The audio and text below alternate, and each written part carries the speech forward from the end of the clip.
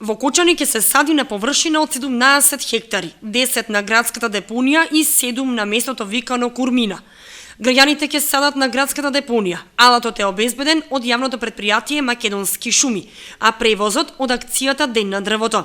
Ќе бидат засадени 34.000 садници, од кои ќе преовладува чемпрес, а помалку ќе се сади багрем, велат од општината и објаснуваат дека превозот ќе ротира во 3 термини, од 8, 10 и 12 часот. Тргнувањето е од автобуската станица Кочани. Инаку, зафатеноста од досегашните акции е на високо ниво во планинските делови и изнесува над 90%, што не е случај со пониските, каде зафатеноста на засадените садници е под 40%.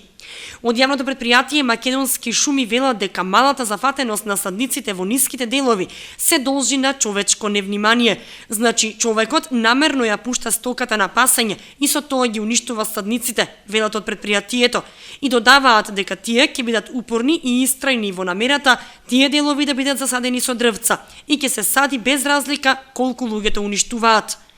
Во општина Виница ќе се пошумува на местото викано Попова чука, на 1 хектар површина и ќе бидат засадени 20.000 садници црнбор.